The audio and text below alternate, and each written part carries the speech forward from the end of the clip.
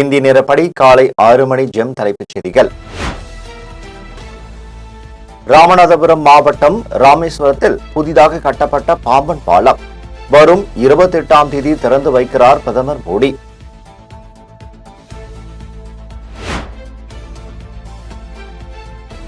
இந்தியாவும் தாய்லாந்தும் 2000 ஆண்டுகளுக்கு மேலான ஆழமான கலாச்சார உறவுகளை கொண்டுள்ளதாக பிரதமர் மோடி புகழாரம்.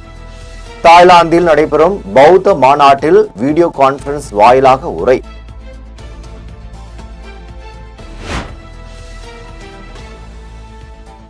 இருநூறு தொகுதிகள் இலக்கு என நிர்ணயிக்கப்பட்டுள்ளதால் ஒவ்வொரு தொகுதியிலும் வெற்றினை உறுதி செய்யும் வகையில் மாற்றம். திமுக மாவட்ட செயலாளர்கள் மாற்றம் ஏன் என்பது குறித்து முதலமைச்சர் மு.க. ஸ்டாலின் விளக்கம்.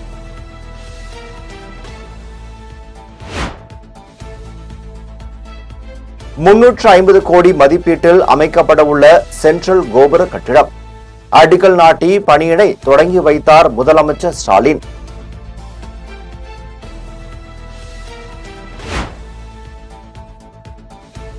ஒரு மாநிலத்தின் வளர்ச்சியை சற்றென்று தெரிய வைப்பது கட்டிடங்கள் தான் என முதலமைச்சர் மு.க. ஸ்டாலின் பேச்சு. மக்கள் தொகை அதிகமாக இருக்கும் இடங்களில் தேவைகள் அனைத்தையும் அரசே செய்திட முடியாது என்றும் பேச்சு.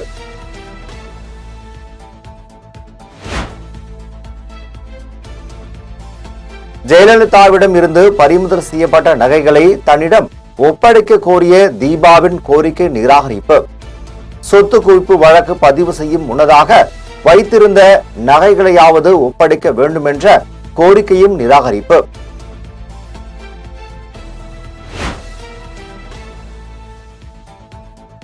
பெங்களூரு சிறப்பு நீதிமன்றத்தில் 27 கிலோ தங்க நகைகளை மதிப்பீடு செய்யும் பணி.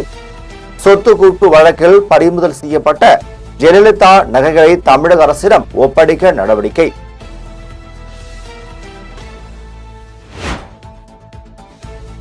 தமிழக வெற்றி கழகத்தின் தலைவர் விஜய்க்கு ஒய் பிரிவு பாதுகாப்பு வழங்கி உள்துறை அமைச்சகம் உத்தரவு.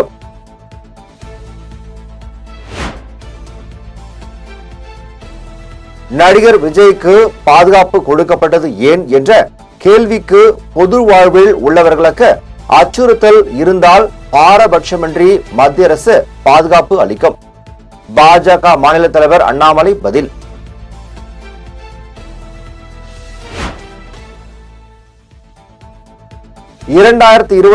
ஆண்டு தேர்தலில் திமுக வேரோடு பிடுங்கி எறியப்படும். எவ்வளவு பெரிய எதிரியாக இருந்தாலும் வீழ்த்தும் வல்லமை பாரதிய ஜனதாவுக்கு உண்டு. பாஜக மாநில தலைவர் அண்ணாமலை பரபரப்பு பேச்சு.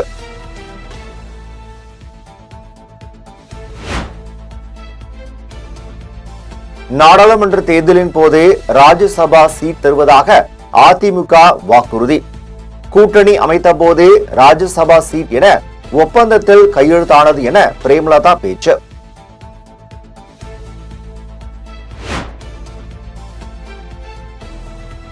தமிழக அரசு சாதிவாரி கணக்கெடுப்பை நடத்த கோரி போராட்டம் அறிவிப்பு. பாமக உட்பட பல்வேறு இயக்கங்களின் தலைவர்களும் போராட்டத்தில் பங்கேற்க உள்ளனர் என தகவல். வரும் 20ஆம் தேதி சென்னை வள்ளுவர் கோட்டத்தில் பாமக சார்பில் நடைபெறும் போராட்டத்தில் அன்புமணி ராமதாஸ் பங்கேற்க உள்ளதாக தகவல்.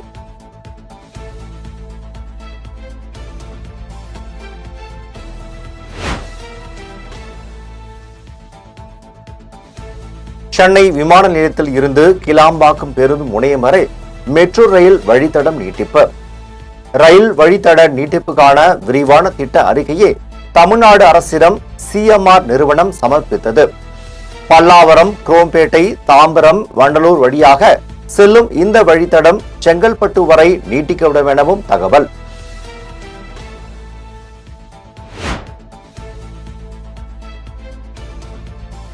புதுச்சேரி தவளக்குப்பத்தில் உள்ள தனியார் பள்ளியில் 1ஆம் வகுப்பு சிறுமிக்கு 12ஆம் வகுப்பு ஆசிரியர் பாலியல் சீண்டல். 6 வயது சிறுமிக்கு பாலியல் சீண்டல் கொடுத்த வேதியியல் ஆசிரியர் மணிகண்டனுக்கு தர்ம அடி கொடுத்து பொதுமக்கள் போலீசில் ஒப்படைப்பு.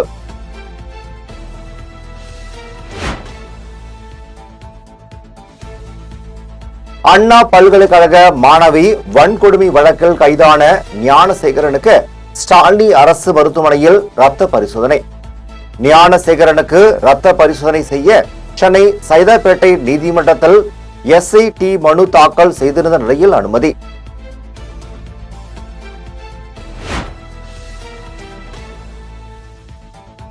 அரியலூர் மாவட்டம் ஜெயங்கொண்டம் அருகே கச்சிபாளையத்தில் வசந்தா என்பவர் வீட்டில் 100 சவரன் தங்க நகைகள் திருட்டு. 100 நாள் வேலை திட்ட பணிக்கு சென்றுவிட்டு வீடு திரும்பிய போது பீரோ உடைக்கப்பட்டதை கண்டு வசந்தா அதிர்ச்சி.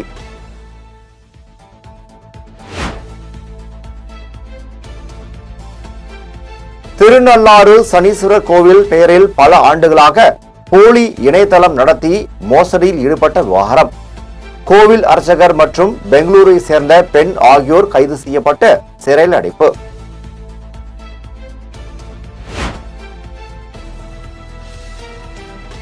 சென்னை கடற்கரையிலிருந்து செங்கல்பட்டு வரை இயக்கப்படும் இரவு நேர மின்சார ரயில் சேவை இன்று ரத்து. சென்னை எழும்பூர் விழுப்புரம் இடையே மேற்கொள்ளப்படும் பராமரிப்பு பணி காரணமாக மின்சார ரயில்கள் ரத்து.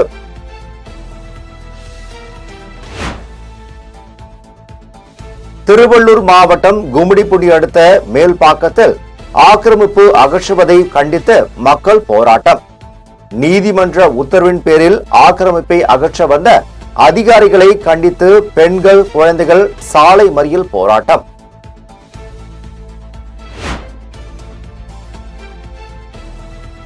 தாம்பரம் GST சாலை விரிவாக்க பணிகளால் கடும் போக்குவரத்து நெரிசல். சாலையில் தவித்த வாகன ஓட்டிகள்.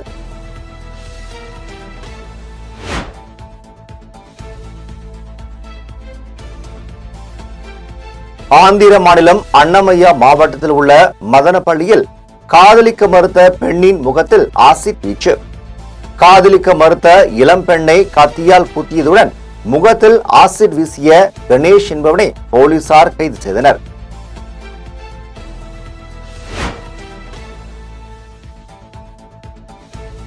கேரளா நர்சிங் கல்லூரியில் கொடூரமான முறையில் நடந்த ராகிங் சம்பவத்தின் தீவிரம் அடங்குவதற்குள் அடுத்த சம்பவம். கண்ணூர் பள்ளியில் சீனியர் மாணவர்களுக்கு மரியாதை தராத மாணவனை தாக்கி கையை உடைத்த அட்டூழியம்.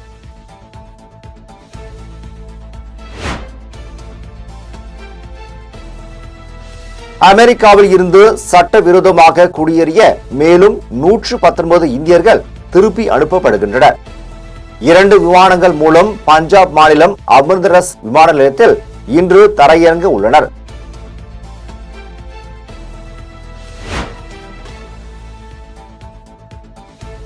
திருப்பரங்குன்றம் மலை விவகாரத்தில் பேச்சுவார்த்தை நடத்தி தீர்வு காணப்பட்டதால் போராட்டம் நடத்த அவசியம் இல்லை. உயர்நீதிமன்றம் விளக்கம்.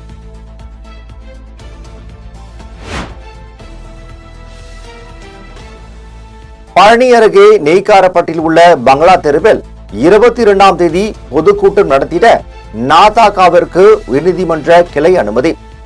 அமைதியான முறையில் பொதுக்கூட்டம் நடத்த வேண்டும் என்ற நிபந்தனையுடன் உயர்நீதிமன்ற மதுரை கிளை அனுமதி.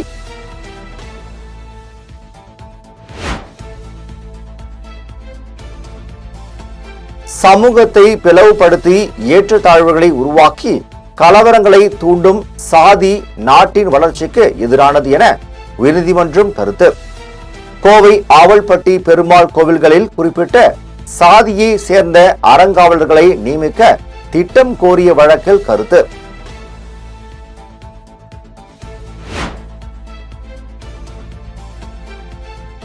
கடனை செலுத்திய பிறகும் சொத்து ஆவணங்களை வழங்க மறுத்த கரூர் வைசியா வங்கி மேலாளருக்கு 25,000 அபராதம். கரூர் வைசியா வங்கி தலைமை மேலாளர் 17ஆம் தேதி காலை மனுதாரரின் இல்லம் சென்று ஆவணங்களை வழங்க உயர்நீதிமன்றம் கிளை உத்தரவு.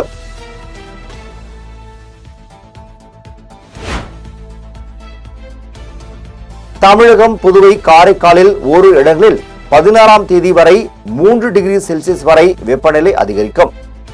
சென்னையில் 2 நாட்களுக்கு காலை வேளையில் லேசான பனிமூட்டம் அதிகபட்ச வெப்பநிலையாக 33 டிகிரி செல்சியஸ் இருக்கும்.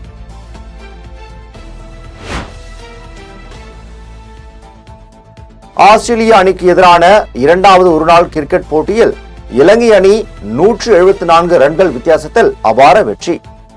டாஸ் வென்று முதலில் பேட்டிங் செய்த இலங்கை அணி 281 ரன்கள் எடுத்த நிலையில் ஆஸ்திரேலிய அணி 107 ரன்களுக்கு ஆல் அவுட். இத்துடன் ஜெம் செய்திகள் நிறைவடைகின்றன. மீண்டும் ஜெம் செய்திகள் காலை 8:30 மணிக்கு. உடனுக்குடன் செய்திகளை காண gem live.tv என்ற இணையதளத்தில் இணைந்திருங்கள். நன்றி, வணக்கம்.